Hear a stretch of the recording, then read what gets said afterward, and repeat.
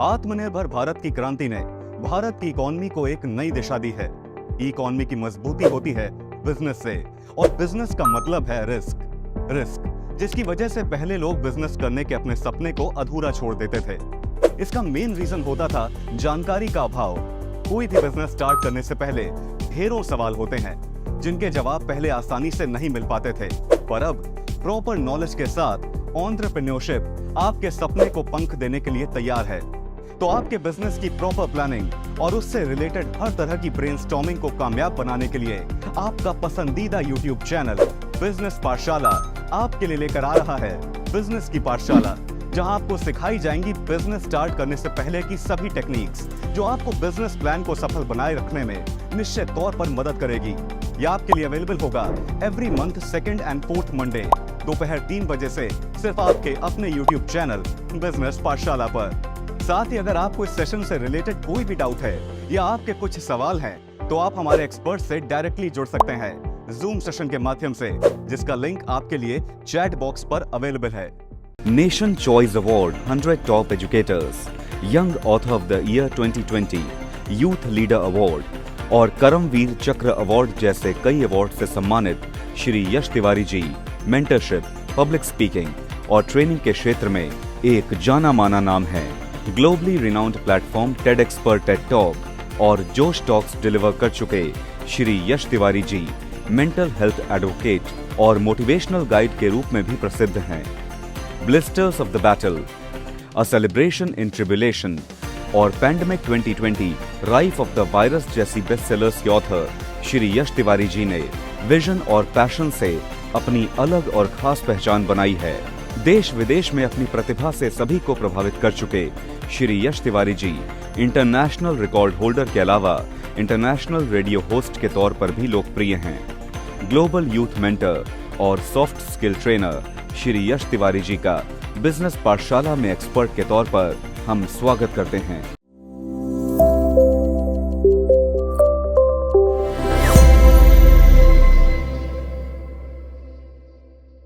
Hi there, this is Yash Tiwari, a global youth mentor and international award-winning public speaker and also a best-selling author.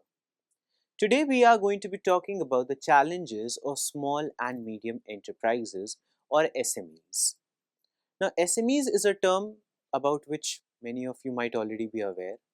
हम सभी जानते हैं small और medium enterprises क्या होती हैं। For example, अगर हम लोग बात करें even उन business platforms की which have just recently started with a very small margin, शायद आप में से भी कई लोग as aspiring entrepreneurs एक बहुत ही छोटे लेवल से, यानी कि बहुत ही स्मॉल स्केल से अपने बिजनेस को इनिशिएट कर रहे हैं, इस्टेब्लिश कर रहे हैं।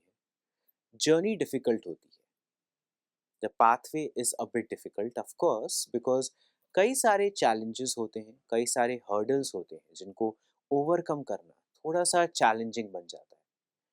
Now the challenges are more so because of the fact कि कई बार aspiring entrepreneurs को, business folks को awareness ही नहीं होती, ना केवल इस बारे में कि challenges को tackle कैसे किया जाए, but even on a greater level कि आखिर challenges है क्या।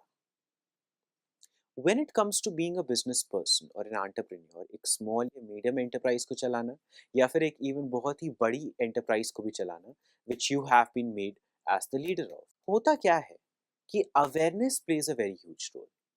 अवेयरनेस किस बारे में? ना केवल इस बारे में कि जो चैलेंजेस हैं उनके सॉल्यूशंस क्या हैं, जो इश्यूज हैं उनके सॉल्यूशंस क्या हैं। सिर्फ सॉल्यूशंस के बारे में अवेयरनेस होना इज नॉट इनफ, सिर्फ आंसर्स आपके पास होना इज नॉट इनफ। कई बार क्वेश्चंस के बारे में अवेयरनेस होना, उन चैलेंजेस के बारे में ही अवेयरनेस होना, उन प्रॉब्लम्स के बारे में प्रॉपरली अवेयर होना भी उतना ही and even more important हो जाता है। It becomes essential that as an aspiring entrepreneur, as an aspiring business person, या even an established business person, you are aware of what the challenges are. Especially जब हम लोग बात करते हैं SMEs की, या फिर मैं तो कहूँगा किसी भी business practice की, किसी भी business avenue की, अगर हम बात कर रहे हैं कि concerns क्या क्या होते हैं, issues क्या क्या होते हैं, challenges क्या क्या होते हैं, it is important to acknowledge them. It is important to talk about them. It is important to discuss about them. Because जब तक आपको यही नहीं पता होगा कि आपके challenges क्या हैं, difficulties क्या हैं, तो फिर आखिर आप उनके solutions कैसे ढूंढेंगे? Which by the way solutions भी आज के हमारे session में ही हम आपके साथ share करने वाले हैं. But the point is very simple. किसी भी issue की root cause को ढूंढना बहुत ही ज़रूरी होता है. उस issue को प्रॉपरली रेक्टिफाई करने के लिए, उस इशू को प्रॉपरली सॉल्व करने के लिए. And in the same manner जब हम लोग बात करते हैं बिजनेस प्रैक्टिसेस की, बिजनेस एवेन्यूज की, वहाँ पे भी बहुत ही ज़रूरी होता है ना केवल उस मॉडल के profitability, benefits, uniqueness, innovative structure के बारे में डिस्कस करना, बट चैलेंजेस के बारे में डिस्कस करना भी उतना ही इम्पोर्टेंट होता है, sometimes even more important. Because guess what, कई बार क्या होता है कि some very innovative business platforms with brilliant products, wonderful services, unique offerings to the customers are not able to flourish. उसका कारण क्या है? क्योंकि उन लोगों ने प्रोडक्शन एंड पे तो पूरा फोकस लगाया, सारी रिसोर्सेज लगाई, हर चीज़ को अच्छे से टैकल किया, बट देन जो चैलेंजेस हैं, जो इश्यूज हैं, जो इवन स्मॉलेस्ट ऑफ कंसर्न्स हैं, भले ही वो मार्केटिंग को लेकर हो, या वो प्रॉपर रिप्रेजेंटेशन को लेकर हो, या वो इफेक्टिव बिजनेस प्लान को लेकर हो, या फिर वो समथिंग लाइक इफेक्टिव हायरिंग को लेकर हो, व्हाटएवर इट माइट बी, उन बेसिक बातों के बारे में सोचा ही नहीं जाता. And eventually the fall out occurs because the challenges and the innovation they go hand in hand. जब आप बात कर रहे हैं एक बिजनेस प्लेटफॉर्म को इनोवेट करने की, इस्टेब्लिश करने की, ग्रो करने की, आपको चैलेंजेस से डर के दूर नहीं भागना है. आपको उन चैलेंजेस को हेड ऑन फेस करके उनके साथ डील करना है, उन्हें सॉल्व करना है. जितना आप उनसे दूर भागेंगे वो चैलेंजेस उतना ही ज़्यादा क्रीप ऑन करते जाएंगे, उतने ही बड़े होते जाएंगे, सो दैट इवेंचुअली उनके साथ डील करना आपके बिजनेस प्लेटफॉर्म के लिए शायद डिफिकल्ट हो जाए. But on a very small level, जब आप एक चैलेंज को अक्नॉलेज करते हैं, आप एक कंसर्न, एक इशू को अक्नॉलेज करते हैं अपने बिजनेस प्लेटफॉर्म के संदर्भ में, एंड आप उसको सॉल्व करने का, उसे रेक्टिफाई करने का देन एंड देयर प्रयास करते हैं, वहाँ से ही आपके बिजनेस प्लेटफॉर्म की एक्चुअल ग्रोथ शुरू हो पाती है. तो आज के हमारे सेशन में हम इसी बारे में एक बहुत ही इंटरेस्टिंग वार्तालाप करने वाले हैं. We are going to have a very fun discussion on what the challenges are of the SMEs, यानी कि small and medium scale industries, and then we are also going to be solving those challenges as well. ना केवल मैं आपको ये बताऊंगा कि कौन कौन से challenges के साथ डील करना पड़ता है most of the business platforms को, बट कैसे उन चैलेंजेस को सॉल्व किया जाए, उनके लिए एक सोल्यूशन को ढूंढा जाए, इसके बारे में भी हमारा एक डिस्कशन होने वाला है आज के ही इस सेशन में. सबसे पहले let us talk about what the SMEs are. So when we look at the term SMEs, of course हमारे पास एक लॉन्गर डेफिनेशन है, small and medium scale enterprises, which is on a very basic level, समझने के लिए काफ़ी होता है, but then the deeper understanding of it is required because अगर आप भी इसी सेक्टर को बिलोंग करते हैं, आपकी कंपनीज, आपके प्लेटफॉर्म्स बिलोंग करते हैं to the SMEs only, but then you do not know actually what it refers to, और व्हाट द कॉम्प्लिकेशंस आर, और व्हाट द चैलेंजेस आर, तो फिर आप उनको सॉल्व कैसे करेंगे? Isn't that correct? Which is why सबसे पहले चलिए हम लोग इसी बारे में डिस्कशन करते हैं कि what are the SMEs actually. SME stands for small and medium sized enterprises. These are businesses with investment, turnovers, and workforce below a certain threshold. आप बात कर सकते हैं किसी बहुत ही बड़े ग्लोबल ब्रांड की, बहुत ही बड़े ग्लोबल प्लेटफॉर्म की, जिनका इवन एनुअल टर्नओवर होता है हंड्रेड्स ऑफ सीआर्स में या थाउजेंड्स ऑफ सीआर्स में. They are working without any cap. They are working without any upper limit. They are working without any limitation. क्योंकि they have established over the course of a time, or for whatever reason, they have established quite drastically and globally. तो अब ऐसे में होता क्या है कि they already have a proper structure in place कि बड़े से बड़े challenges जो हैं वो उनके लिए बहुत बड़े नहीं होते. But when we are talking about the SMEs, when we are talking about the small or medium sized enterprises or industries or companies or platforms or businesses, यहाँ पर even छोटे से छोटा challenge भी थोड़ा बड़ा हो जाता है. छोटी से छोटी कॉम्प्लिकेशन भी थोड़ी ज़्यादा डिफ़िकल्ट हो जाती है। छोटे से छोटा इश्यू भी थोड़ा ज़्यादा चैलेंजिंग बन जाता है to deal with. And why is that the case? Because all these small and medium sized enterprises they have a threshold within which they are working. एक लिमिटेशन होती है, एक कह सकते हैं लिमिट होती है, एक अपर लिमिट होती है within which their turnovers are coming, their profits are being generated, their sales are being generated, their customer base is, their product line is.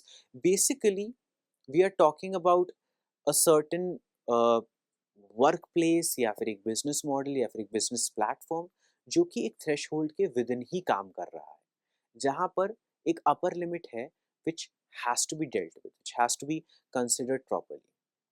Problem ये आती है कि when we are talking about the small scale enterprises और medium scale enterprises, they have the adequate resources maybe to retain or to survive, but not as much to solve all the challenges. यानी कि हर एक challenges को deal करने के लिए, solve करने के लिए हमेशा हर प्रकार की resources readily available नहीं होती, because as the name suggests, these are small industries, these are small or medium sized enterprises, or these are small or medium sized companies.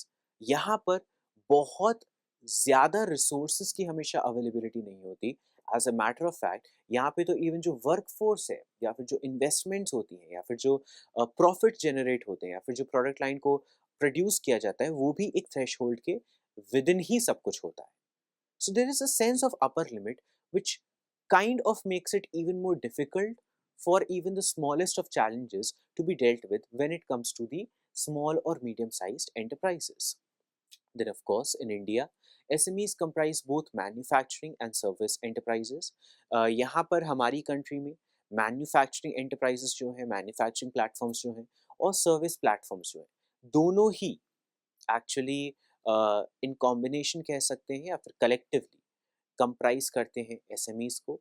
So that is also a very interesting blend, because यहाँ पर मैं ये कहना चाहूँगा, जब हम लोग बात करते हैं मैन्युफैक्चरिंग एंटरप्राइजेस की as opposed to service enterprises, या फिर vice versa, we talk about service enterprises as opposed to manufacturing enterprises, challenges drastically different हो जाते हैं। See, the workforce एक मैन्युफैक्चरिंग कंपनी का एक सर्विस कंपनी से, एक सर्विस प्लेटफॉर्म से बिल्कुल अलग होगा। एक प्रोडक्शन हाउस का जो कह सकते हैं वर्किंग मॉडल होगा, वो एक कैफ़े से या फिर एक रेस्टोरेंट से ड्रास्टिकली डिफरेंट होगा। It is quite a fact. जब इंडस्ट्रीज तक में इतना चेंज होता है तो यहाँ पे तो हम लोग two different trajectories of work की बात कर रहे हैं, टू डिफरेंट सेक्टर्स की बात कर रहे हैं ऑल टुगेदर। तो जब हम देखते हैं मैन्युफैक्चरिंग सेक्टर को, स्मॉल और मीडियम साइज्ड मैन्युफैक्चरिंग एंटरप्राइजेस को इन कंपैरिजन टू स्मॉल और मीडियम साइज्ड सर्विस एंटरप्राइजेस, तो हमको ये जानने को मिलता है कि यहाँ पर जो चैलेंजेस हैं, जो डिफ़िकल्टीज़ हैं, on an individual level, on a very respective level face की जाती हैं, but they are drastically different than one another. But interestingly इन दोनों का ब्लेंड हमको हमारी कंट्री इंडिया में देखने को मिलता है, where the SMEs basically comprise of a combination of manufacturing enterprises as well and the service enterprises as well.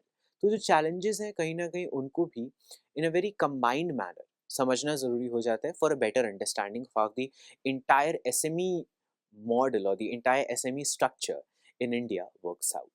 हम लोग उन सारी चैलेंजेस के बारे में एज वेल एज उनके सॉल्यूशंस के बारे में सेशन में आगे बढ़ते हुए करेंगे आपके साथ बात। Next comes the point of what are the challenges of SMEs. अब इस कन्वर्सेशन को शुरू करने से पहले एक बात को समझना बहुत ही ज़रूरी होता है, चैलेंजेस हमेशा सिंपलिस्टिक नहीं होते। इसका ये मतलब है कि ऐसा नहीं होता कि आपने एक चैलेंज को सॉल्व किया तो ऑटोमेटिकली जो कंपनी है वो फ्लरिश करने लगेगी, या फिर आपने दूसरे चैलेंज को सॉल्व किया तो ऑटोमेटिकली जो बिजनेस प्लेटफॉर्म है वो बिल्कुल प्रॉपरली फंक्शन करने लगेगा। Challenges can be complex, they can be layered, एक अनियन की तरह। जैसे अगर एक अनियन को आप पील करते जाते हैं तो उसके अंदर एक और पील मिलती है, फिर आप एक और पील निकालते हैं, then there is another one and it keeps going on and on and on. उसी प्रकार से जब हम एक बिजनेस प्लेटफॉर्म के चैलेंज को देखते हैं, यहाँ पे मैं सिर्फ एसएमईज की बात नहीं कर रहा हूँ, मैं हर प्रकार के बिजनेस की बात कर रहा हूँ, हर प्रकार के बिजनेस प्लेटफॉर्म, हर प्रकार के बिजनेस मॉडल, हर प्रकार के बिजनेस प्रोडक्ट की बात कर रहा हूँ, हर एक बिजनेस पर्सन की बात कर रहा हूँ, challenges can be layered, they can be multidimensional, they can have various dimensions, they can have various avenues. इसी कारण से कई बार क्या होता है कि these challenges can feel a bit overwhelming to any newcomer in the field of business, in the field of entrepreneurship, और वो रिटेन नहीं कर पाते, सस्टेन नहीं कर पाते प्रॉपरली। मेरा सबसे पहला रिकमेंडेशन तो यही है that one must not give up. One has to look at these challenges head first and try to figure out what is the solution. आपको इन चैलेंजेस से दूर नहीं भागना है, डरना नहीं है, रादर आपको इनको देखकर ये सोचना है कि कैसे सॉल्व किया जा सकता है। मार्केटिंग को लेकर इशू है, करते हैं सॉल्व। वर्कफोर्स को लेकर कोई चैलेंज है, फाइंडते हैं सोल्यूशन। हाँ, ये वाला दोबारा से कर रहा हूँ। मार्केटिंग को लेकर इशू है, करते हैं सॉल्व।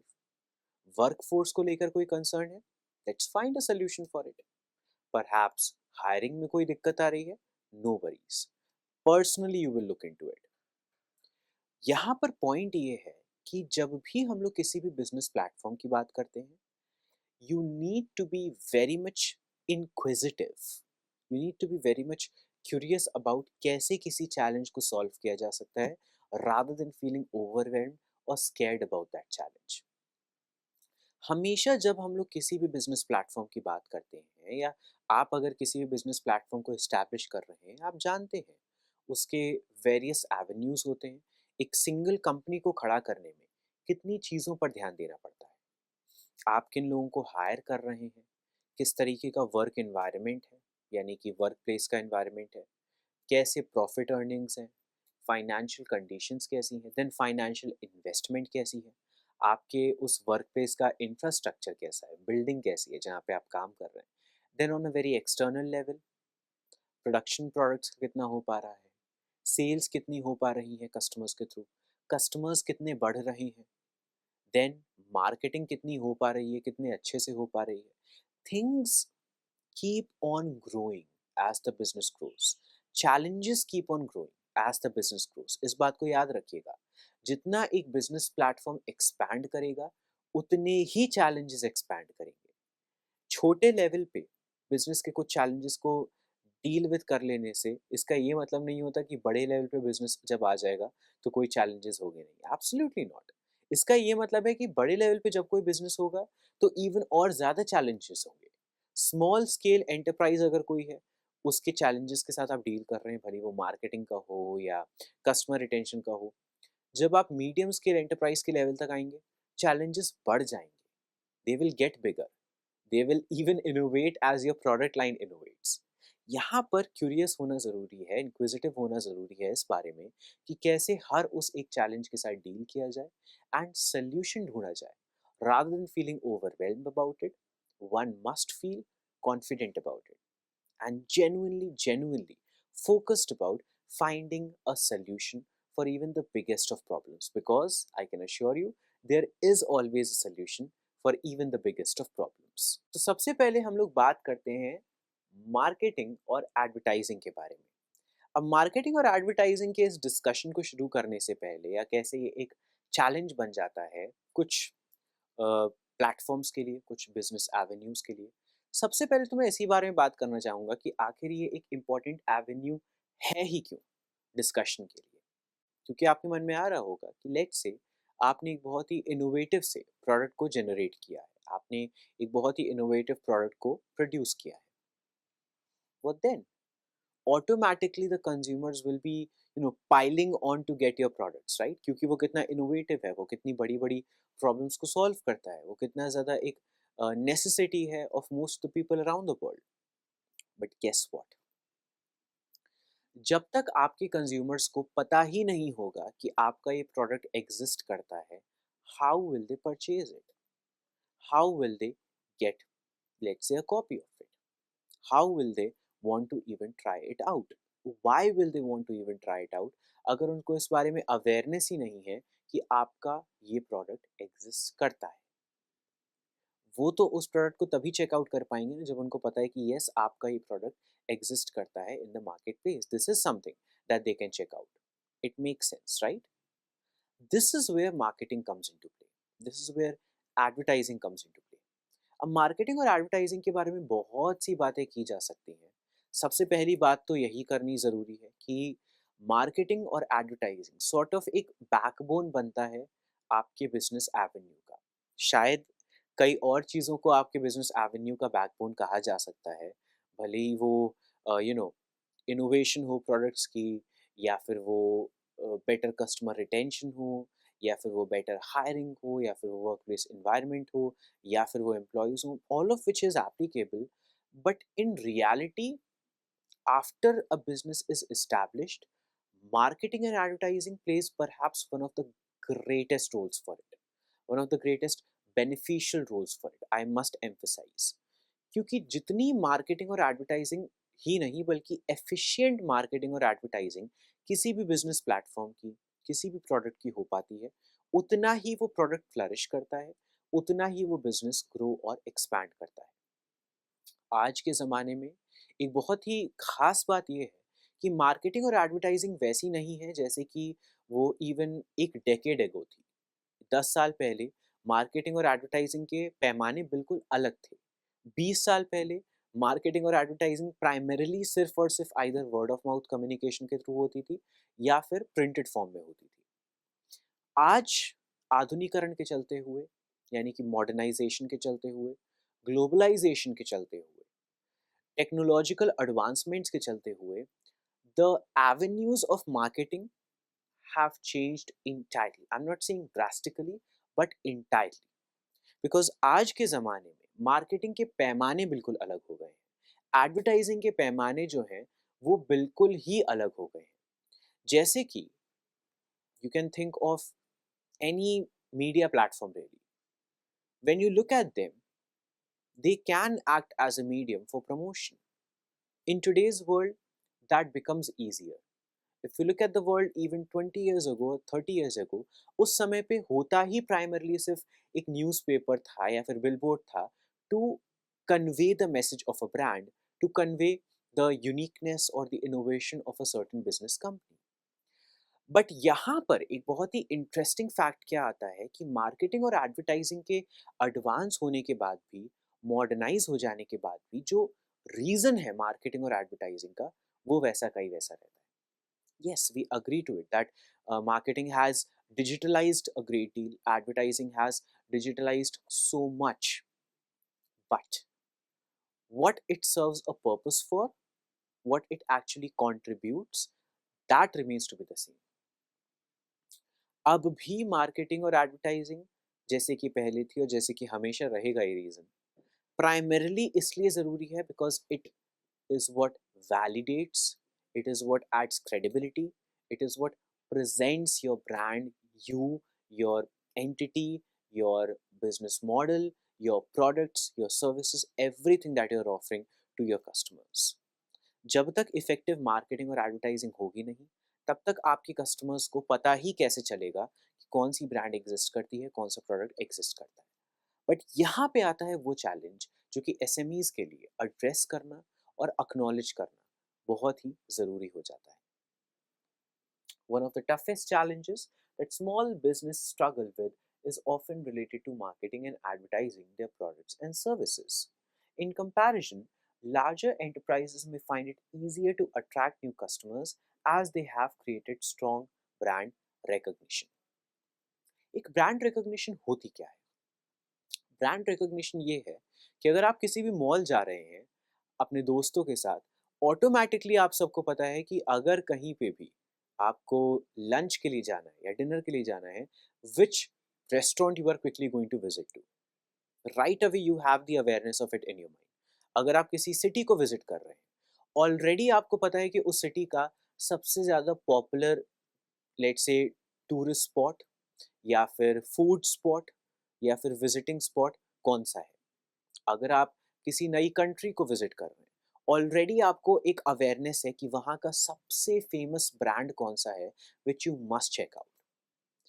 ये जो ऑब्वियस अवेयरनेस होती है ऑफ सम एंटिटीज, भले वो कोई रेस्टोरेंट हो या वो कोई टूरिज्म प्लेटफॉर्म हो या वो कोई ब्रांड हो या वो कोई स्टोर हो, where does that come from? That recognition which these enterprises, which these platforms have generated over the course of a time, or even a very small period of time, a very short period of time, these brands, these entities, these enterprises are able to generate that recognition, that awareness for themselves based on the credibility which is generated even with the help of effective marketing and promotion. यहाँ पे हमारे जितने dots अभी तक we were plotting, they come and connect with one another. जब तक आपके business की इफेक्टिव मार्केटिंग नहीं होगी, इफेक्टिव प्रमोशन नहीं होगा, उसको रिकॉग्निशन कहाँ से मिलेगी, उसको क्रेडिबिलिटी कहाँ से मिलेगी, आपके बिजनेस प्लेटफॉर्म की इनोवेशन को अवेयरनेस कहाँ से मिलेगी by the consumer base? That is what marketing and advertising is all about, and that is why it is needed so much as well. अब बिगर ब्रांड्स के साथ फ़ायदा क्या होता है कि उनके पास रिसोर्सेज बहुत ही अबंडेंस में होती हैं, इन द सेंस कि रिसोर्सेज को भी आप मल्टीपल वे से देख सकते हैं। या तो अगर हम लोग बात करते हैं कमर्शियल रिसोर्सेज की, मॉनेटरी रिसोर्सेज की, अगर एक बिजनेस प्लेटफॉर्म को अपने होर्डिंग्स लगवाने, अपने बिलबोर्ड्स लगवाने, that is a very effective way to create that brand recognition very easily. Like everybody who is passing by that billboard, वो उस बिलबोर्ड को देखेंगे, ऑटोमेटिकली उनके मन में ब्रांड के लिए एक इमेज जो है वो जनरेट हो जाएगी, अवेयरनेस जो है वो जनरेट हो जाएगी, and they would want to check out the business platform. So वो एक सिंगुलर बिलबोर्ड भी ऐसी जगह पे जहाँ पे बहुत ज़्यादा क्राउड होता है, बहुत ज़्यादा ट्रैफिक होता है, ब्रांड के लिए अवेयरनेस जनरेट करेगा, ब्रांड के लिए रिकॉग्निशन, क्रेडिबिलिटी, वैलिडेशन जनरेट करेगा और इवन कस्टमर बेस को एक्सपैंड करेगा। अब कोई बड़ा बिजनेस प्लेटफॉर्म है, they can easily do it or they can do it in an easier manner. Why? Firstly, अगर हम लोग बात करें कमर्शियल रिसोर्सेज की, कुछ भी छोटे से छोटा जो मार्केटिंग एफर्ट होता है, अगर हम लोग उस बिलबोर्ड की बात कर रहे हैं, it requires a sum of money. It is going to require a payment to the advertisers who are going to print out the billboard, who are going to put it up on the street. But ये जो एक बहुत ही simplistic process हमने जान लिया कि आखिर एक बिलबोर्ड को कैसे पुटअप किया जाता है, इसकी बिहाइंड द सीन रियलिटी क्या है? For that billboard to be there on the street and be looked on by the passersby, by the audiences, by the customers, by the traffic, ताकि उस ब्रांड की recognition बढ़ सके, उस brand के बारे में अवेयरनेस बढ़ सके, मॉनिटरी रिसोर्सेज ज़रूरी होती हैं। अब एक जो बड़ा उद्योग होगा, एक कोई अगर बड़ी कंपनी है, एक बड़ा बिजनेस प्लेटफॉर्म है, उस कंपनी, उस प्लेटफॉर्म के पास तो मॉनेटरी रिसोर्सेज होंगी उस बिलबोर्ड को अरेंज कराने की, उस बिलबोर्ड को लेट से रेंट करके पुट ऑन कराने की। बट वहीं पे अगर हम एक स्मॉल स्केल इंडस्ट्री की बात कर रहे हैं, एक मीडियम स्केल एंटरप्राइज की बात कर रहे हैं, एक स्मॉल स्केल बिजनेस प्लेटफॉर्म की बात कर रहे हैं, एक मीडियम स्केल बिजनेस प्लेटफॉर्म की बात कर रहे हैं, वहाँ पर इवन शायद एडिक्वेट रिसोर्सेज ना हो, जो बेसिक नेसेसिटीज़ हैं इंफ्रास्ट्रक्चर की या कस्टमर्स की या फिर वर्कर्स की, उनको फुलफ़िल करने की, लेट अलोन मार्केटिंग एफर्ट्स पे लुक ऑन करने की या फिर एक बिलबोर्ड लगवाने की। That is a fact, right? एक बड़े एंटरप्राइज़ के पास रिसोर्सेज़ होती हैं बड़े से बड़े मार्केटिंग इनिशिएटिव्स लेने के लिए। एक छोटे एंटरप्राइज के पास शायद उतनी रिसोर्सेज ना हो इवन अपनी बेसिक फंक्शनैलिटी को सस्टेन करने की, लेट अलोन एडिशनली बड़े से बड़े मार्केटिंग एफर्ट्स को लेने की। वहाँ पे हमारा एक दूसरा पॉइंट भी आता है बाय द वे। यहाँ पे हम लोग सिर्फ रिसोर्सेज की बात नहीं कर रहे, रिसोर्सेज इवन स्मॉल एक स्केल इंडस्ट्री के पास हो सकती हैं। दोबारा से, रिसोर्सेज इवन एक स्मॉल स्केल बिजनेस प्लेटफॉर्म के पास हो सकती है। एक ह्यूज सीड मनी, एक ह्यूज कैपिटल जो कि इनिशियली इन्वेस्ट किया गया है उस बिजनेस की फाउंडेशन को लेट से स्ट्रेंथन करने के लिए, शायद वो इन्वेस्टमेंट कंसिडरेबली लार्ज अमाउंट में एक प्लेटफॉर्म के पास हो। That is a possibility, but the point is उसको इफेक्टिवली डायरेक्ट करना, that can even become a greater challenge, specially when it comes to marketing and advertising. क्योंकि होता क्या है कि जब हम लोग बड़े प्लेटफॉर्म्स की बात करते हैं, बड़े बिजनेस प्लेटफॉर्म्स की बात करते हैं, बड़े एंटरप्रेन्योरियल एंडेवर्स की बात करते हैं, उनके पास एक प्री एग्जिस्टिंग कस्टमर बेस भी होता है। तो वहाँ पे क्या होगा कि इवन छोटे से छोटा मार्केटिंग एफर्ट भी जो है ना, वो पूरे ही कस्टमर बेस में recognition, awareness, credibility and simply अगर एक वर्ड जो कि आजकल बहुत ही बेहतर रूप से अंडरस्टैंड किया जाता है, हाइप जनरेट कर देता है। अगर एक कोई बड़े से बड़ा प्लेटफॉर्म है बिजनेस का, उसने अपने किसी भी मीडिया चैनल पे एक छोटा सा टीजर वीडियो भी शेयर किया अपने नए प्रोडक्ट के बारे में, अपने नए एंटिटी के बारे में, अपने नए सर्विस के बारे में, उस प्रोडक्ट के बारे में ऑलरेडी बहुत ही हाइप होने लगेगी, because the audience that exists that is considerably large. वहीं पे अगर एक स्मॉल स्केल बिजनेस प्लेटफॉर्म है, एक न्यूली इस्टेब्लिश्ड बिजनेस प्लेटफॉर्म है, जिसके पास इवन एडिक्वेट कस्टमर बेस भी नहीं है सस्टेन करने के लिए, वहाँ पर बड़े से बड़ा रिकॉग्निशन एफर्ट या फिर of course marketing and advertising effort कई बार और ज़्यादा एफिशिएंट होने की रिक्वायरमेंट रखता है। So with bigger platforms of businesses, any form of marketing, भले वो मीडिया मार्केटिंग हो या फिर किसी और रूप की मार्केटिंग हो, it creates impact on an easier manner. किसी स्मॉल स्केल इंडस्ट्री या फिर मीडियम स्केल इंडस्ट्री के लिए वो थोड़ा सा डिफिकल्ट हो जाता है, because there are multiple things that have to be juggled. या तो रिसोर्सेज को इकट्ठा करो, या फिर कस्टमर बेस को इकट्ठा करो, या फिर उसको जितना इफेक्टिव बनाया जा सकता है बनाया जाए, because the customer base is not that wide, it has to be generated. Bigger business platforms pre existing customer base में मार्केटिंग करते हैं ऑन एन ईजियर लेवल।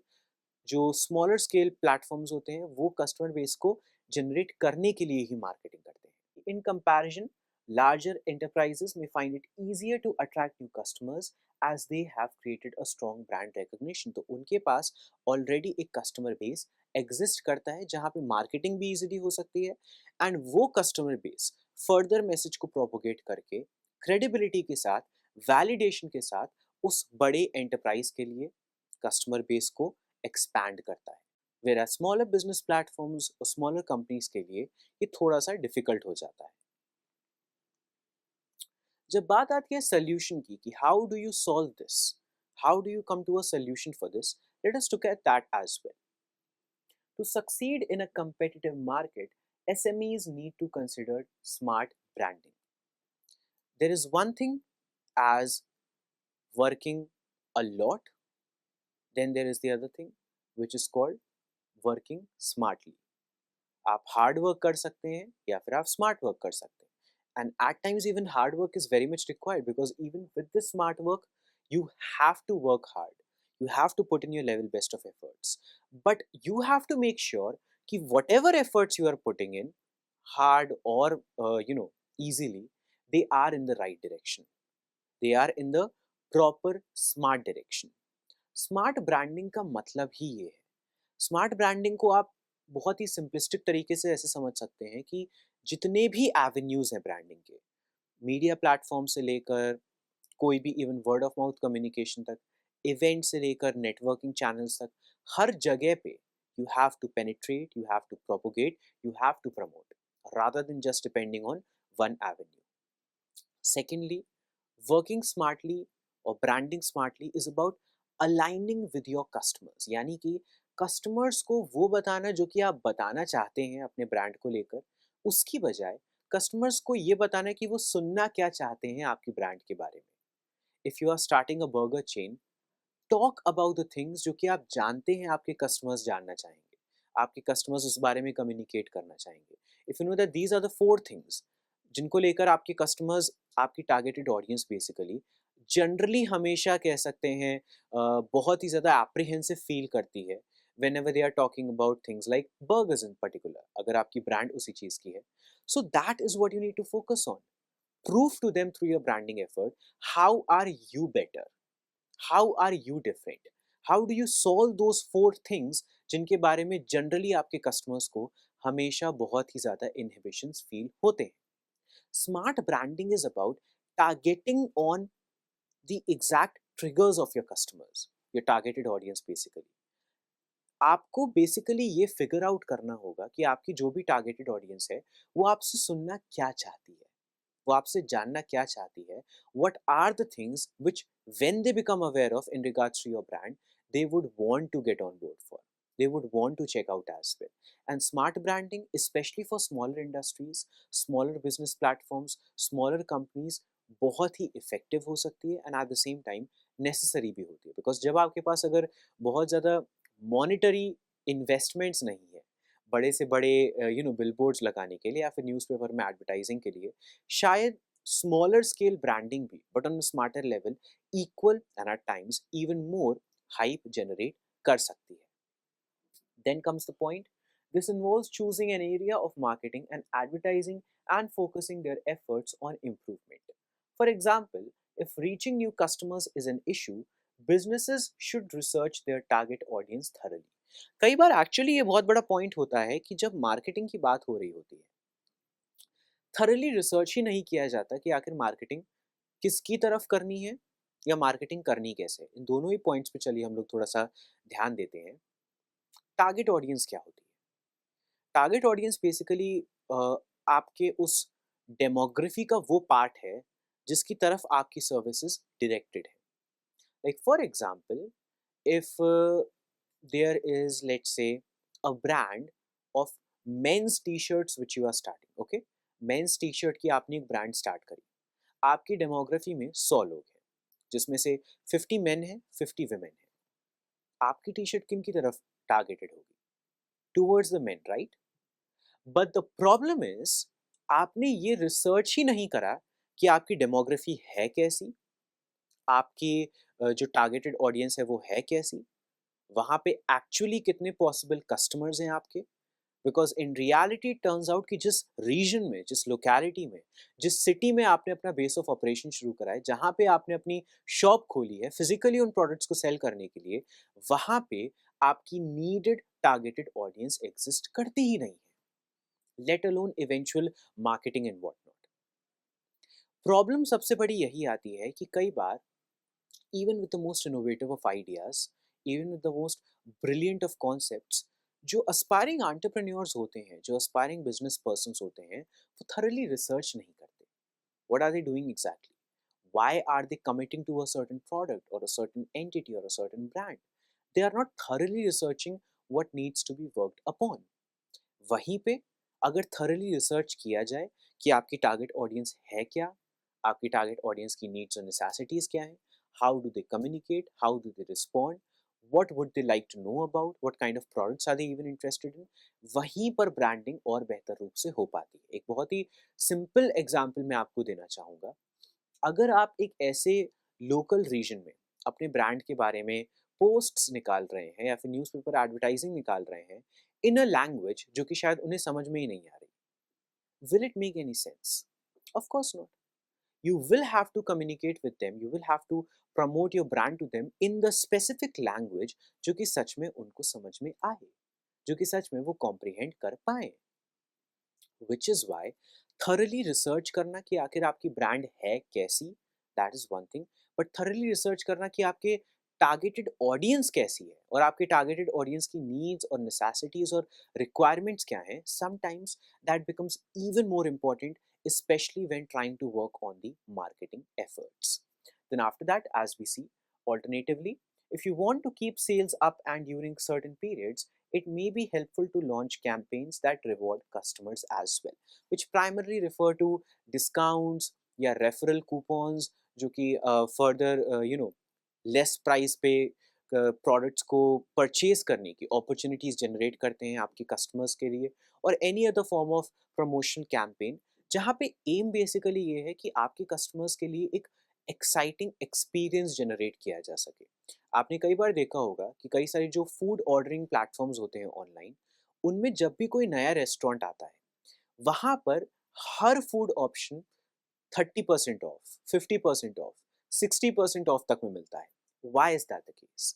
ताकि ज़्यादा से ज़्यादा कस्टमर्स जो हैं वो उस प्रोडक्ट को चेकआउट करें, बाय करें, परहैप्स उस ब्रांड की तरफ क्रेडिबिलिटी बढ़ाएं, उस ब्रांड की जो ओवरऑल सेल्स हैं, जो न्यूमेरिकल वैल्यू है सेल्स की और कस्टमर की, वो थोड़ी बढ़ाएं, which eventually is hugely dependent on how well it is being marketed. तो सही समय पे ऐसे brand campaigns, promotional advertising campaigns को चलाना बहुत ही ज़्यादा बेनिफिशियल हो सकता है किसी भी ब्रांड, किसी भी कंपनी, किसी भी बिजनेस प्लेटफॉर्म की फर्दर ग्रोथ और एक्सपेंशन के लिए, स्पेशली फॉर द एसएमईज और द स्मॉल और मीडियम स्केल बिजनेसेस। डिस्कशन में आगे बढ़ते हुए we are now going to be talking about retaining top talent. अब टॉप टैलेंट रिटेन करने का मतलब क्या होता है, इसको समझने से पहले हम लोग ये समझते हैं कि टॉप टैलेंट होता क्या है। जब एक बिजनेस प्लेटफॉर्म को स्टार्ट किया जाता है तो ऑफ कोर्स लोगों को हायर किया जाता है फॉर डिफरेंट फंक्शंस। लाइक अगर हम लोग बात करते हैं उस बर्गर के रेस्टोरेंट की, फिर से हम लोग वही हाइपोथेटिकल एग्जांपल उठा लेते हैं कि you have a burger cafe और a burger restaurant of your own जो कि आपने स्टार्ट किया है। अब ऐसे में क्या होगा कि उस एक बर्गर रेस्टोरेंट को चलाने के लिए भी कई सारे लोग आपको हायर करने पड़ेंगे। Of course there will be a general manager, then there will be somebody on the front desk reception पे जो होगा, you can call them as a cashier as well, जो कि बेसिकली जो भी इन्वॉइसेस हैं या फिर जितने भी पेमेंट्स हैं कस्टमर्स के द्वारा उन सबको टेक केयर करते हैं, उन सबको मैनेज करते हैं। Then of course after that आपके कई सारे सर्वर्स होंगे, आपके वेटर्स होंगे जो कि जो भी बर्गर डिशेस के ऑर्डर आते हैं उनको सर्व करते हैं हर टेबल पे। Then of course you might have a cleaning staff as well, एक स्टाफ आपका पूरा जो कि regular routine and R to R cleaning करता है आपके रेस्टोरेंट की। देन मे बी आपके कुछ और भी वर्कर्स, स्टाफर्स, एम्प्लॉयज़ हो सकते हैं। मार्केटिंग के लिए आपने कुछ और लोग रखे हैं। डेकोरेशंस के लिए आपने कुछ और लोगों को रखा हुआ है। Basically the list goes on and on and this of course varies for company to company. कोई और अगर किसी और प्रकार की कंपनी है, वहाँ पर एम्प्लॉयज़ बिल्कुल अलग प्रकार के होंगे। किसी और तीसरे प्रकार की कंपनी है, the employees over there will be entirely different in category as well as in their work portfolios. The point is, इन सारे ही लोगों में से कुछ एम्प्लॉयज़ स्पेशली ऐसे होंगे जो कि मैक्सिमम अमाउंट ऑफ कंट्रीब्यूशन करते हैं आपके प्लेटफॉर्म के लिए। If you have 10 employees across all the areas, cleaning से लेके, सर्विंग से लेके, कुकिंग से लेके, रजिस्टर डेस्क से लेके, मैनेजमेंट से लेके, किसी भी अदर एवेन्यू में, सारे ही अगर आप मिलाकर 20, 30, 10 एम्प्लॉयज़ रखते हैं hypothetically speaking, out of those 10 there would be 3 और 4 एम्प्लॉयज़ जो कि मैक्सिमम अमाउंट ऑफ कंट्रीब्यूशन आपके उस कंपनी के लिए कर रहे हैं। इट इज़ एज़ इफ जितनी भी सेल्स जनरेट होती हैं ऑन रेगुलर बेसिस, जितने भी बर्गर के ऑर्डर्स आते हैं ऑन रेगुलर बेसिस, जितने भी कस्टमर्स आपके रेगुलरली रेस्टोरेंट को या कैफ़े को विजिट कर रहे हैं on routine basis, they primarily are dependent on these 3 to 4 people जो कि सबसे ज़्यादा फंक्शन करते हैं आपकी कंपनी के लिए, सबसे ज़्यादा कंट्रीब्यूट करते हैं आपके प्लेटफॉर्म की तरफ, सबसे ज़्यादा एफिशिएंटली काम करते हैं आपके प्लेटफॉर्म के लिए। अब इन लोगों को रिटेन करना, that is what the necessity comes out to be. But guess what? Small scale industries में सबसे बड़ा जो हमारा चैलेंज होता है, स्मॉल स्केल बिजनेस प्लेटफॉर्म्स में, स्मॉल स्केल कंपनीज में, मीडियम साइज्ड एंटरप्राइजेज में, जो छोटे बिजनेस प्लेटफॉर्म्स होते हैं उनका सबसे बड़ा चैलेंज यही होता है, specially in regards to the employee retention, कि जो टॉप चैलेंज है वो थोड़े समय काम कर लेने के बाद किसी भी एक छोटे से बिजनेस प्लेटफॉर्म में या फिर एक मीडियम साइज एंटरप्राइज में, they want to go further, they want to check out the other platforms rather than sticking on to that small business platform या फिर that medium sized company. They want to explore कि okay which other platform can they align with, क्या कोई और भी बड़ा bigger scale enterprise है जिसके साथ वो खुद को अलाइन कर सकते हैं, जिसमें वो अप्लाई कर सकते हैं। उनके लिए ये अच्छी बात है, बट कंपनी के लिए ये थोड़ा सा प्रॉब्लमैटिक हो जाता है। जो भी बिजनेस प्लेटफॉर्म है, जो कि स्मॉल स्केल बिजनेस प्लेटफॉर्म है या मीडियम साइज एंटरप्राइज है, जो कि इंटायरली डिपेंड ही कर रही है उस टॉप टैलेंटेड एम्प्लॉय पे, उनके लिए बहुत ही प्रॉब्लमैटिक हो जाता है अगर top employee, best earning, efficiently functioning employee ही किसी और कंपनी में ट्रांसफर करना चाहे या किसी और कंपनी को चेकआउट करना चाहे, leaving that specific small scale enterprise और company alive.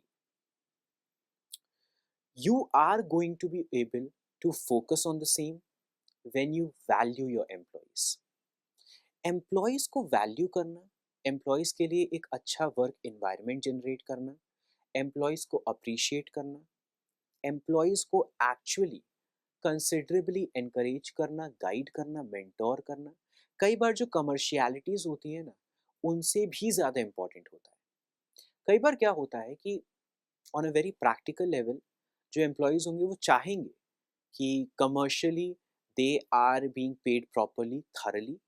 Eight the same time उनकी सिर्फ यही रिक्वायरमेंट नहीं होती। स्पेशली जो आपके टॉप टैलेंट्स होंगे किसी भी कंपनी में, किसी भी प्लेटफ़ॉर्म में, उनकी जेन्युइनली ये रिक्वायरमेंट होगी, उनकी जेन्युइनली ये वांट होगी कि उनको रिस्पेक्ट की जाए, उनको एनकरेज किया जाए, उनको अप्रिशिएट किया जाए, उनके लिए एक ऐसा वर्क एनवायरनमेंट जनरेट किया जाए by the leaders of the platform, by the managers of that platform, which is livable, which is actually genuinely survivable.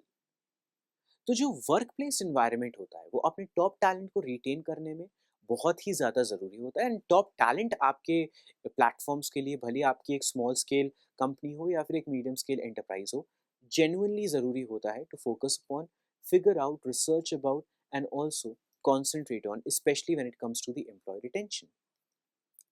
Retaining valuable employees is another major challenge worth considering. If you fail to demonstrate appreciation for your employees, it can be difficult to retain your top talents. Also, it is crucial to remember that salary is a key consideration for many employees. Because कई बार it is not just कि कितने initial level पे company काम कर रही है that the employees just want to run away from it. It is more about the overall experience of working with a platform. कई बार even बहुत ही एक्सपीरियंस लोग भी छोटे से छोटे कंपनीज में सालों सालों काम करते रहते हैं because they are enjoying the environment over there. They are being appreciated, they are being valued, they are being respected. Their long term of experience and their top contribution to the platform are actually being recognized, are being validated, are being held with a sense of credibility.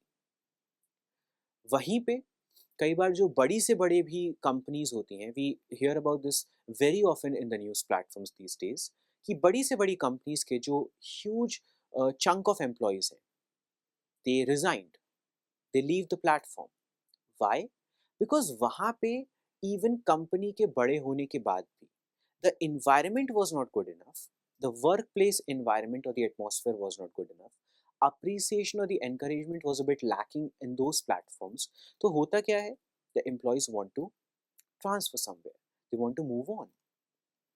Small scale industries के लिए जब आपको पता है कि आपका वैसे ही customer base जो है कंसिडरेबली स्मॉल है अभी, एंड उसके ऊपर से जो आपका एम्प्लॉय बेस है वो तो इवन स्मॉलर है, आप अपने पूरे इतना जितना भी ऑपरेशन है सिर्फ 10 लोगों की मदद से रन कर रहे हैं, उसमें से भी सिर्फ 2 लोग ऐसे हैं जो कि अटमोस्ट कंसंट्रेशन और बेस्ट ऑफ कंट्रीब्यूशंस कर रहे हैं कंपनी के। You can not afford to lose them, you can not afford to let them गो।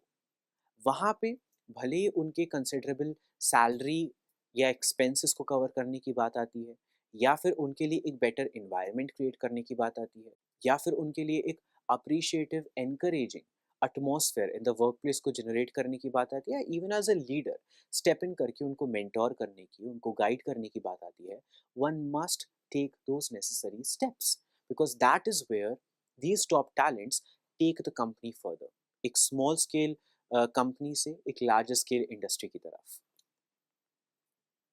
अगर हम लोग सोल्यूशंस की बात करें, as your business and profits grow, this will need to reflect your employee salaries and benefits as well. यानी कि अगर आपको पता है कि आपके बिजनेस प्लेटफॉर्म स्मॉल कंपनी होने से लेके एक मीडियम कंपनी की तरफ जा रहा है, प्रॉफिट्स बेहतर हो रहे हैं, आपके ऑफ कोर्स एम्प्लॉयज को तो पता ही है, अगर वही लोग सेल्स जनरेट कर रहे हैं, they are aware of it कि sales are better, it has been a profitable year, the profit margins have been greater, they deserve to get the bonuses, they deserve to get the salary hikes, they deserve to get the perks which they deserve after all the hard work that they put in. तभी आप अपने top talents as a matter of fact अपने entire employee base को properly retain कर पाएंगे। Then again, after all, employees are the ones driving your business forward and their performance can affect your success in the future.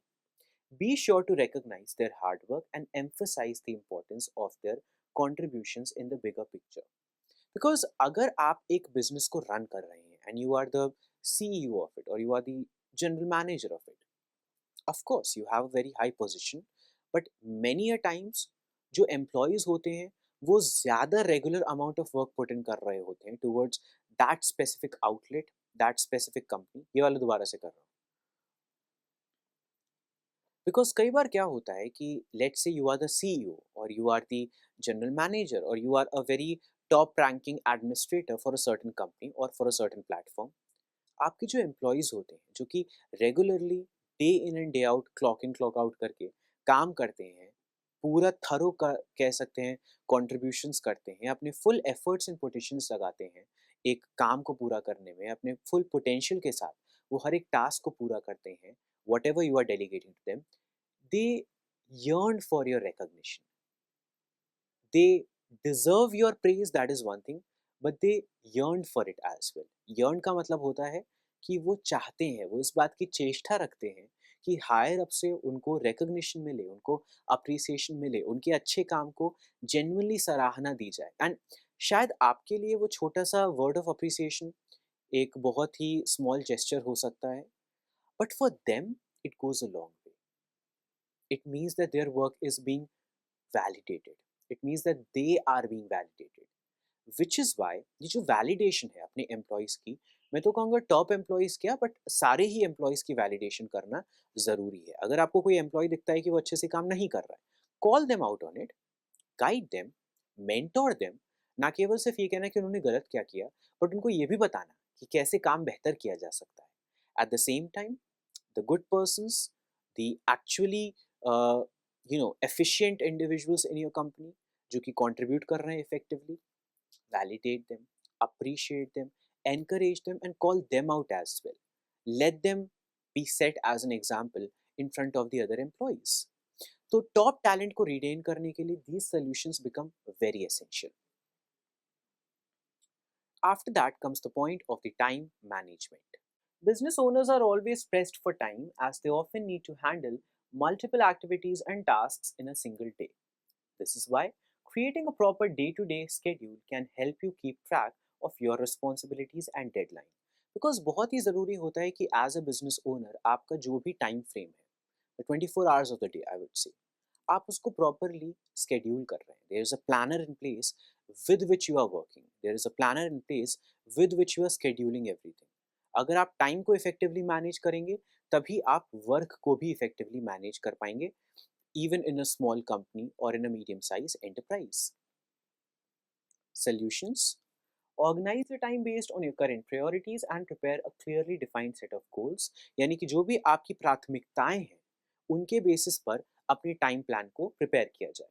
Also, it is important to hire people that you can trust and learn how to delegate some of the work. यानी कि फिर से वही बात आती है, top talent ऐसा होना चाहिए जिन पे आप एक्चुअली काम डेलीगेट कर सकें और डिपेंड कर सकें. If you are a new business owner and cannot afford to hire full-time employees, you may want to offer internships or hire freelancers. अगला एक बहुत ही बड़ा जो चैलेंज आता है कई सारे एसएमईज के सामने, आई वुड से इवन किसी भी इंडस्ट्री और बिजनेस प्लेटफॉर्म के सामने, it is about embracing technology. Because technology itself is advancing on every single day. बहुत ज़्यादा एडवांसमेंट्स और मॉडर्नाइजेशन टेक्नोलॉजी के हर दिन ही हो रहे हैं. तो प्रॉपरली उसके साथ स्टैंड अपॉन करना और कह सकते हैं नेविगेट करना, एज वेल एज उसको प्रॉपरली इम्बाइब करना अपने बिजनेस प्लेटफॉर्म में, that can be a bit daunting for some. Although there are many businesses that have embraced technological advancements, others have suffered from poor or outdated IT systems. Solutions आपके सामने क्या आते हैं? Technology plays an important role in business, and there are now plenty of programs and apps designed to make things easier. In addition, SMEs may offer use systems that are disconnected from other areas of businesses. As a result, there is a lack of integration which makes scaling and updating existing technologies a laborious and costly task. यहाँ पर सबसे बड़ा फायदा ये आता है technologies का कि when you are talking about the modern day technology, it is there to make things efficient, it is there to make things easier. कई बार उसको navigate करना थोड़ा सा difficult हो जाता है, but eventually the goal of this technology is to make things very efficient and smooth for any business platform as well as for any individual too. फिर उसके बाद आता है the point of maintaining profitability. Regardless of the industry or business operates in, maintaining profitability is a key area many companies struggle with. Nevertheless, there are many strategies that can help you increase your profits. सबसे पहले जैसे कि हम देखते हैं, you may want to reduce operating costs by evaluating your suppliers, premises and production processes. जहाँ से भी आपका प्रोडक्शन हो रहा है, जहाँ से भी आपकी कॉस्ट जनरेट हो रही हैं, उनको आप थोड़ा सा रीवैल्यूएट करिए। आप अपनी प्रोडक्शन कहाँ से कर रहे हैं, आप किन कंपनीज के थ्रू, आप किन प्लेटफॉर्म्स के थ्रू बेसिकली अपने प्रोडक्ट्स का मैन्युफैक्चरिंग करा रहे हैं, which can be costlier in comparison to the other platforms जहाँ से कन्वीनियंट और चीपर मैनर में प्रोडक्शन हो सकता है, मैन्युफैक्चरिंग हो सकती है। Evaluate that, give it a personal look, figure out कि इवन जो छोटे से छोटे ऑपरेशंस हैं आपकी कंपनी के, भले वो इलेक्ट्रिसिटी से लेकर टेक्नोलॉजी तक हो, कहाँ पर इफेक्टिव कॉस्ट मैनेजमेंट की जा सकती है। Then again, in some cases, you may discover that some of these aspects are no longer the best solution. When it comes to your business office space, it may be beneficial to introduce initiatives such as hybrid working, virtual conferences, and online event, ताकि आप on avenue, on venue जितना भी costs हैं, उनको भी थोड़ा सा manage कर सकें, उनको भी थोड़ा सा properly और thoroughly आप consider कर सकें in regards to containing them. जिसका simple मतलब ये है कि अगर आप कोई वर्चुअल कॉन्फ्रेंस है उसको होस्ट कर रहे हैं in comparison to a physical conference, of course costs में बहुत ही ड्रास्टिक डिफरेंस होता ही है। कुछ और जेनरिक सॉल्यूशंस और suggestions which must be shared with all of these aspiring entrepreneurs and business persons. Do your research, make sure कि आप जब भी कोई भी बिजनेस प्लेटफॉर्म पे काम कर रहे हैं, जनरेट करने से पहले थरली आप रिसर्च करें कि आपके गोल्स क्या हैं, आपके एम्स क्या हैं, आपके एम्बिशंस क्या हैं, आपका एक्चुअल प्रोडक्ट क्या है with which you want to let's say impact the audiences and your targeted customer base. Diversify your product और सर्विस ऑफरिंग्स, यानी कि जो भी आपके प्रोडक्ट्स हैं, जो भी आपकी सर्विसेज हैं, keep on diversifying that, keep on expanding that, because eventually वो जो इनोवेशन होता है डिवर्सिफिकेशन के साथ, वही आपकी कंज्यूमर बेस, वही आपकी कस्टमर बेस को भी एक्सपैंड करता है। फॉर्म स्ट्रेटेजिक पार्टनरशिप्स, यानी कि ऐसी पार्टनरशिप्स जो कि आपको ग्रो करें, जिनकी मदद से आप फर्दर इंडस्ट्रीज में एक्सपैंड कर सकें, ग्लोबल लेवल पे अपने बिजनेस को ले जा सकें। ऐसे पार्टनरशिप्स को ढूंढना और उनके साथ खुद को अलाइन करना can be very beneficial. End of course participate in networking events which basically provide you an avenue जहाँ पे आप अपने business platform को, अपने business model की uniqueness, अपने products के innovative ideas and solutions को thoroughly present कर सकते हैं and fellow business persons के साथ, prospective partners के साथ आप कह सकते हैं network करने की आपको opportunity मिलती है, customer bases के साथ आपको communicate करने की opportunity मिलती है। Basically जो विजिबिलिटी और रिकॉग्निशन है अपने ब्रांड की, उसको बढ़ाने की अपॉर्चुनिटी मिलती है in such networking events. Increase customer retention as well, इस बात पे भी ध्यान देना बहुत ही ज़रूरी है कि जो भी आपके कस्टमर बेस हैं, आप उनको रिटेन कर रहे हैं, you are valuing them, you are generating better services for them, you are meeting up to their expectations, you are even offering them newer services, diverse services और भी ज़्यादा innovative services जो कि आपके कस्टमर के एक्सपीरियंस को बेहतर बनाते हैं and thus they would want to stick on with you। तो आशा करते हैं कि आज के हमारे इस वीडियो में आपको कुछ सीखने और जानने को मिला होगा, बिकॉज जो भी चैलेंजेस की बात की जाती है, there is certainly a solution for it. It requires for every person to just be curious about it and be focused on it as well. Businesses, entrepreneurship और startups की दुनिया के बारे में और भी जानने के लिए हमारी बाकी वीडियोस को चेकआउट कीजिए and thank you so much for joining us in this session.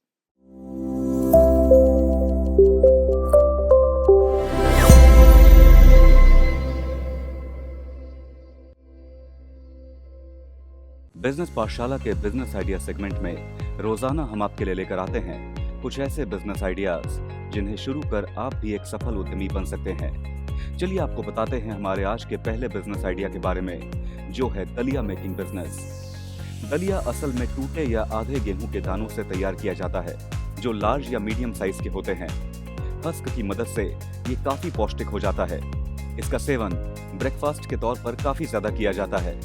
दलिया को गेहूं कूट कर तैयार किया जाता है और इसका सेवन फल और सब्जियों के साथ भी होता है। ये वेट लॉस और डायबिटीज में काफी सहायक है और साथ ही मेटाबॉलिज्म इंक्रीज करने में भी काफी मददगार साबित होता है। बच्चों से लेकर बूढ़ों तक सभी इसको खाना काफी पसंद करते हैं। ऐसे में दलिया मेकिंग बिजनेस मार्केट में अपनी एक अच्छी जगह बनाए हुए है। अगर आप भी इस बिजनेस को शुरू करना चाहते हैं तो आपको 2000 से 5000 स्क्वायर फीट एरिया, 25 से 30 किलोवाट इलेक्ट्रिसिटी, 8 से 10 मैन पावर और 25 से 30 लाख के इन्वेस्टमेंट की जरूरत पड़ेगी। और साथ ही आप इस बिजनेस से 20% से 25% तक का प्रॉफिट मार्जिन भी कमा सकते हैं। बढ़ते हैं हमारे आज के अगले बिजनेस आइडिया की ओर, जो है दाल मिल बिजनेस। आपको बता दें कि दाल लेगुमिनस क्रॉप होती है और ये ऐसे बीज होते हैं जिन्हें सुखाकर इस्तेमाल किया जाता है। दाल काफी ज्यादा पौष्टिक होती है और साथ ही भारत में हर घर में इसका उपयोग अलग अलग प्रकार से किया जाता है।